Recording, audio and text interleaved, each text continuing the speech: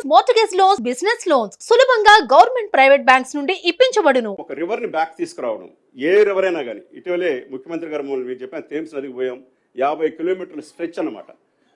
London నగరం కూడాను redevelopment కావడానికి ఉపయోగపడింది థేమ్స్ రివర్.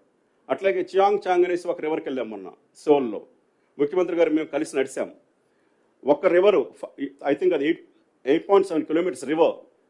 ఒక మేయర్ గారు దాని దృఢ సంకల్పంతో 4 సంవత్సరాల పట్టుకొచ్చి దాన్ని డెవలప్ చేసిన తర్వాత 3.5 డిగ్రీ సెంటిగ్రేడ్ టెంపరేచర్ తగ్గింది నగరంలో.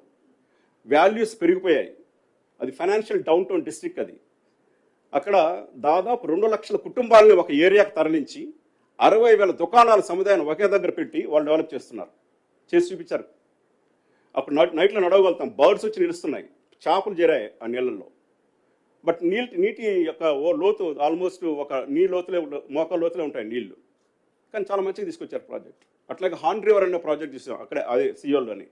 ఇవన్నీ చూసిన తర్వాత ఇటువంటి మన దగ్గర చేయాలని ఒక సంకల్పంతో ప్రపంచంలో పలుమూల చుట్టి ఇప్పుడు ఇంకొకటి చెప్పారు మాకు, తప్పనిసరిగా మీరు నగరంలో మూసి ఇవ్వబడినటువంటి ఎమ్మెల్యేలని, మేయర్ని, మీ ఇన్ఛార్జ్ మినిస్టర్లను తీసుకువెళ్ళి ఒక ఆ ప్రాజెక్ట్ చూపించండి సియోల్ అని చెప్పేసి అక్టోబర్లో వెళ్తున్నాం. ఎందుకు వెళ్తున్నామంటే ఆ నగరం యొక్క అభివృద్ధి కాదు, నగరంలో జరుగుతున్నటువంటి పరివాహక ప్రాంతాల నదుల అభివృద్ధే కాదు, అసలు రీసెటిల్మెంట్ ఎలా చేశారో కూడా ఒకసారి చూసిరండి మీరు అనేసి.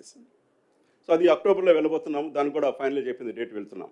ఇవన్నీ కూడాను ఈ నగరానికి ఉన్నటువంటి ప్రశస్తి ఇంకా పెంపొందించాలి.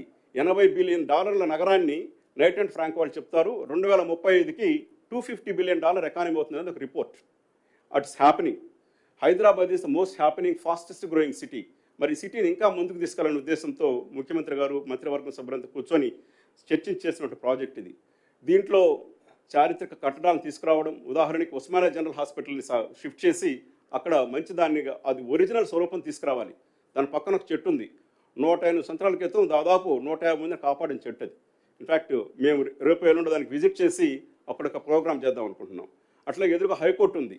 ఇవన్నీ కూడాను ఇప్పుడు మనం ఏదైతే థేమ్స్కి వెళ్ళి చూసి వస్తున్నామో, బకింగ్హామ్ ప్యాలెస్లో థేమ్స్ నది పక్కన ఇటువంటి ప్యాలెస్లు ఇవన్నీ కూడాను, అవన్నీ చూసి నిజాం గారు కట్టించినటువంటి అవన్నీ కూడాను పూర్వ వైభవాన్ని తీసుకురావాలి. గోల్కొండ కోటని టూరిస్ట్ స్పాట్గా చేయాలి. తరామతి భారతని ఇంకా మంచిగా తీసుకురావాలి. సిటీ కాలేజీని ఇంకా మంచిగా చేయించాలనే ఉద్దేశంతో చేస్తున్న ప్రాజెక్టులు ఇవన్నీ కూడాను. అదే కాకుండా ఎకలాజికల్ రివర్ని మంచిగా చేయించాలి. ఇవన్నీ ఊరికే చెప్పడం కూడా కాదు, ఆల్రెడీ ఒక ప్రాజెక్ట్ స్టార్ట్ అయింది. ఉదాహరణకి మూసీలో ఉన్నటువంటి నీటిని క్లీన్ చేసేదానికి ఆల్రెడీ మనము హైదరాబాద్ నగరంలో కొన్ని ఎస్టీపీలు చేస్తున్నాం. హైదరాబాద్ నగరంలోనే చేస్తే సరిపోదు. చుట్టూ ఉన్నటువంటి దాంట్లో హైదరాబాద్ నగరం 650 కిలోమీటర్లు. ఓఆర్ఆర్ లోపల ఉన్నటువంటి ఏరియా ఇంకొక 1600 కిలోమీటర్లు ఉంది, స్క్వేర్ కిలోమీటర్లు. అక్కడ ఒక 13 ఎస్టీపీస్ని ప్రాజెక్ట్ ప్రభుత్వం శాంక్షన్ చేసింది. ఈ వారంలో టెండర్లకు వెళ్ళబోతున్నాం. 3,800 కోట్లు ఖర్చు పెట్టిపోతున్నాం. హైదరాబాద్ నగరంలో వచ్చేటువంటి మురికినంతా కూడా క్లీన్ చేసేదానికి 3,800 కోట్లతో 970 మిలియన్ లీటర్లు ప్రాజెక్ట్ ఒకటి స్టార్ట్ చేస్తున్నాం. 3,800 కోట్లు. అట్లాగే గోదావరి నుంచి నీటిని తీసుకొచ్చి ఆ నీటిని ఈ 2 పైన ఉన్న చెరువులు అయితే మన నిజాం గారు నిర్మించారో, మోక్షం కొండ విశ్వేశ్వరయ్య గారు చేసినటువంటి దాన్ని అక్కడ 5 TMCs నింపి దాని నుంచి ఆ నీటిని నదిలో ప్రవహింపజేసి అక్కడక్కడ చెక్ డ్యాములు కట్టి దాంట్లో నింపి చేయాలని చెప్పి కార్యక్రమం ఒకటి ఉంది.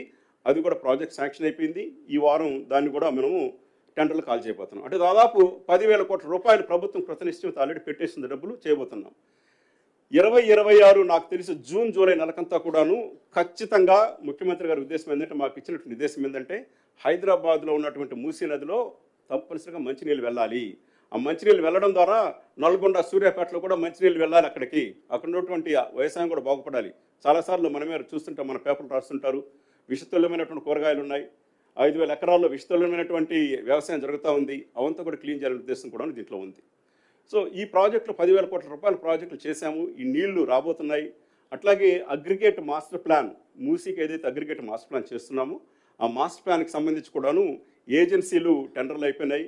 అయితే తొందరలో ఏజెన్సీ ఫైనలైజ్ చేస్తున్నాము. ఇంటర్నేషనల్ ఏజెన్సీస్, వేరు కంట్రీల్లో రివర్ ఫ్రంట్లో పనిచేసినటువంటి ఏజెన్సీస్ వస్తున్నాయి. వాళ్ళు పని మొదలు పెట్టబోతున్నారు. వాళ్ళు మాస్టర్ ప్లాను ఎవ్రీ 4 మంత్స్కి ఒక్కొక్క ఫేజ్ ఇస్తూ వస్తారు. సో దట్ మేము 2 సంవత్సరాల్లో రివర్లో నీళ్లు మంచిగా పారాలి, దాంతోపాటు రివర్ ఫ్రంట్ డెవలప్ చేయాలని చెప్పేసి అనుకున్నాము. దాని ప్రకారం వెళ్తున్నాం ముందు. ఆ వివరాలన్నీ కూడా తొందరలో మీతో మేము షేర్ చేసుకుంటాం కూడా. సుమన్ టీవీలో మీ పర్సనల్ అండ్ బిజినెస్ ప్రమోషన్స్ కోసం కింది నెంబర్కి కాంటాక్ట్ చేయండి.